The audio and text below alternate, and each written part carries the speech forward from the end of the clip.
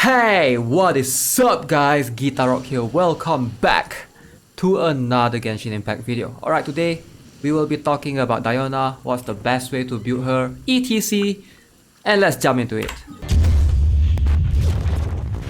Alright, so originally I was gonna make a special team composition kind of thing with Diona and Xiao. But then I figured why not just make it a dedicated Diona video so that more players can understand what her role is compared to, let's say, someone like Chi-Chi, right? So let's talk about Diona as a whole. She does a lot of things in a nutshell. So she's not just a healer. Healer is like her secondary job, right? She acts as a battery for your teammate most of the time. Alright, let's take example this Hiriko right here, alright? So let's see if we can get lucky. And I'm gonna use my Q. Boom. Gonna use my E. Boom. So look, I proc the sacrificial. Use my E again. Boom. Alright, so ideally when you use Diona, you want to use the whole E method. So now I'm healing, I have shield, alright. And once the entire ultimate ends, I get 15 energy if your Diona has C1, right?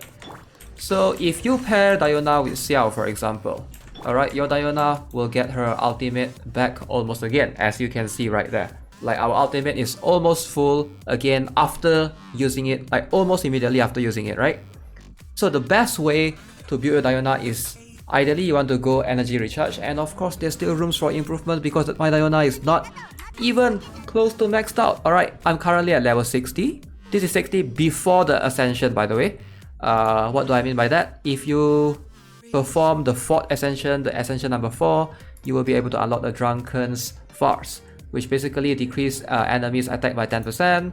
So that's something to keep in mind. So I still have room for me to get more HP, for more healing, more HP for more barrier. And in terms of her gears, basically I do not have any of her artifacts. Some of her artifacts are maxed out, like this feather right here and this flower. Okay, this one is maxed out, these two are not. Alright, the circlet and the goblet. Alright, I'm still looking forward to whatever that I can try and get later on. To build Diona, she is pretty flexible. Alright, she has two main roles to fill in your team. Number one, she acts as a support or a buffer. So in my case, that's what she's doing. I'm focusing on the Noblesse Oblige set to hopefully give her Elemental Burst 20% alongside with this particular skill, 4-piece bonus. Alright, this will give the 20% party boost to every single party members, right? So this effect cannot stack, so if Diona is the only one with Noblesse Oblige set, make sure that you don't have any other members with this 4-piece set because it doesn't stack. Okay, so building Diona is pretty straightforward. Ideally, you want to go for HP percent on almost everything. Now, it's a little bit complicated when it comes to the circlet, however. Alright, because the circlet, you can ideally obtain healing bonus as well. For example, this one right here, healing bonus. Alright, healing bonus, etc. You can go for healing bonus if you want to, but I prefer HP percent. I still haven't found the right healing bonus percent. You can go either. I don't think it's wrong to go healing bonus or it's wrong to go HP percent because both of it will improve either part of a kit. So HP percent improves upon her shield, right? If you look at her talent, this particular skill, Icy Pause, alright, for those of you who are not familiar, she will deal cryo damage to the enemies and she forms a shield. The shield's damage absorption scales based on Diona's max HP. So having more HP means that she will have a stronger shield. And the duration scales off the number of Icy Pause that hit their target. So make sure, ideally, I would recommend always using the whole E as opposed to the regular press because that only fires off 2 Icy Pause, whereas the whole E, you fire 5 Icy Pause. Do keep in mind, Diona's shield is a bit unique. She has, the ability to absorb more cryo damage absorption bonus, alright, 250% more, and will cause your active character to become affected by cryo. So this particular effect is super useful in Spiral Abyss. Oh my god, it's invaluable. Alright, if you don't have like Noelle, you don't have Zhongli, Diona is the next best thing that you might have to help your characters to not get like those Spiral Abyss debuff effects, right? So as you can see, the Icy Pore damage is whatever right here. I wouldn't recommend trying to improve her damage because ideally you want to use her as a support. Alright, she has base shield damage absorption, which scales off max HP again. And by holding, the cooldown for that particular skill is 15 seconds. Now here's the thing, right? I don't think this is that big of a deal. 15 seconds is more than enough, especially if you have the Sacrificial Bow. Alright, so let's tie into the weapon, Sacrificial Bow. Now, there's multiple ways for you to go with Diona. Alright, so there is a lot of players who would prefer Favonius Warble. Now Favonius Warble is pretty good, I'm not gonna lie. One of these two bows, they are both pretty good. Alright, Favonius Warble gives more energy recharge. Look at that, 45.1%. Alright, Sacrificial Bow only gives 22.6%. So that's something to keep in mind. If you want more energy recharge, this one is better. But in terms of the specific skill that the weapon has, Windfall, the Favonius Warble requires your Diona to basically perform crit hits. Alright, your Diona basically has to crit to have the 60% chance to generate a small amount of energy particles. Alright, and this will give you 6 energy for the character. So obviously this is pretty good. This will mean that she can actually battery your other units. She can give energy to everyone in the team. Very, very efficient. But the problem is you have to perform a crit hit, and that can be quite difficult to build into, right? Because Diona, like I mentioned, you ideally want to have HP percent, but then now you have to worry about having crit percent, and that's not going to be easy, especially, you know, with artifact rolls, you can't really choose them. And let me show you my individual artifacts, alright? So this is what I have for my feather. Again, like I mentioned, energy recharge is very crucial, alright? 11% right here. I got lucky into crit damage percent. I was hoping I could roll some into HP percent. The game decided to not give me any HP percent at all. It rolled once into energy recharge, rolled twice into crit damage, and rolled once into flat defense. Good job, game. Flower. Okay, so this one is pretty balanced. It gives me a little bit of energy recharge percent, HP percent, attack percent, and attack flat, which, you know, you can never escape. It's always there to haunt you. Alright, going into the sense. Now this is a bit complicated. You can ideally go for HP percent if you want to. I prefer to go for energy recharge percent right here. This is a pretty decent sense right here because it does roll, I think, twice into the HP percent, which can be considered lucky. I'm not sure if it's twice or once. I think it's twice here and twice into flat HP. It didn't roll into flat defense, it didn't roll into flat attack, which is, you know, lucky me, I guess. So these two substat is definitely what Diona needs alongside with energy recharge. And going into Goblet, I do have a HP percent Goblet. I've tried cryo damage bonus on her before. I don't recommend it at all because, you know, you probably will not see much increase in the damage. I would say focus on her strengths, which is her shield and basically her healing, right? So getting more HP percent is going to help you in that regards. If you have something with energy recharge, that would be awesome. Now, as you can see, I think I rolled 3 times into flat defense. Very triggering right there. I'm not sure if I want to go on to plus 20. It's gonna roll one more time into... I can't imagine. Alright, and this is what I have in terms of this circlet. Alright, I do have a HP percent circlet. Now, this is not an ideal circlet. I'm hoping to get something better in the future. So for now, in terms of my Doublis or Oblige set, alright, I'm looking for HP percent preferably. HP percent, this one is on Burnett, so I can't use that. So I'm hoping to get something with HP percent main stat and something with energy recharge percent for the substat. That would be ideal. So Diona really needs more energy recharge. Now this is good, but it doesn't have energy recharge percent. Unfortunate. So I do have a healing bonus somewhere, yes. But even this one is not that good. It does have HP percent, but unfortunately it doesn't have energy recharge percent. And that's what I'm striving to go towards. This is what I have on Diona. So we don't need to worry about her attack and defense. Again, her HP can be improved. My Diona is still level 60. So she has about 17.7k. Obviously, if I ascend her further and, you know, try to get her up to level 70, I do think that she can reach 20k easily. So currently, as you can see, crit rate is 5%. This is why I decided to go with the Sacrificial Bow.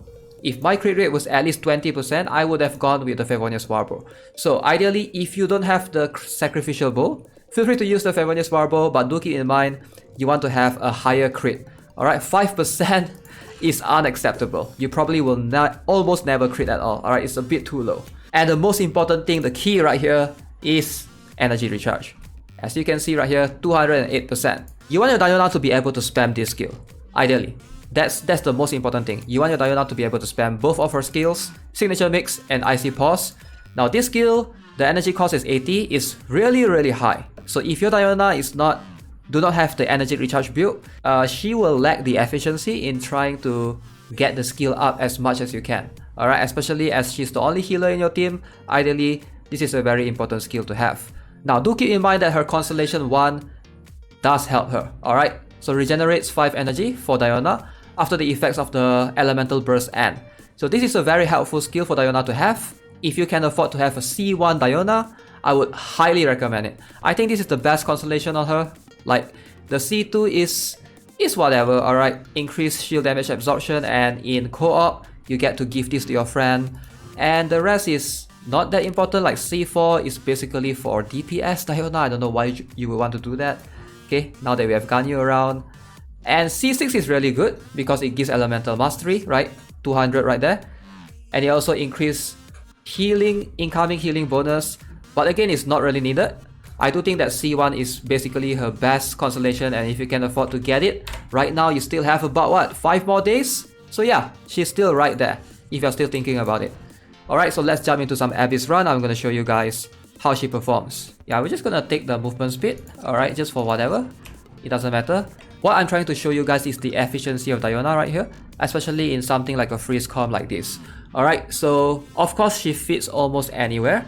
But if you have like 4 party members, having her elemental burst all the time, especially with 210% energy recharge around there, is going to be more than sufficient enough. So let me see if I can demonstrate it to you guys. Alright, so our highlight is Diona right here. I'm going to use Q. Okay, I'm going to swap to Diona. Use her Q, elemental burst, use her E twice, and then use this. Right?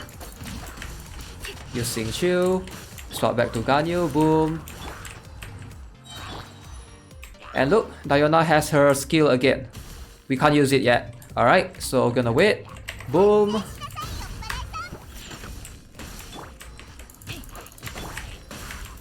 So now we can use Ganyu's elemental skill. Elemental burst. Using Xingqiu's ult.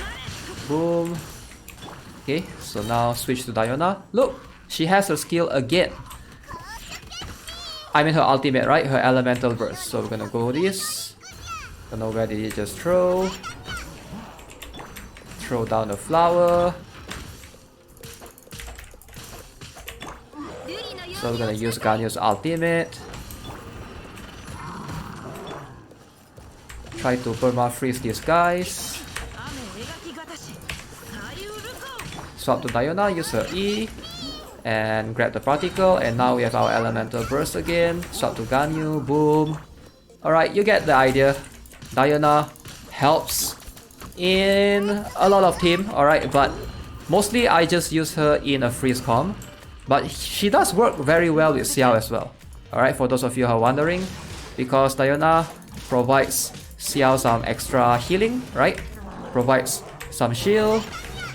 Alright, as you can see, in certain team comps, if you build Diona correctly, she will almost have her elemental burst active all the time.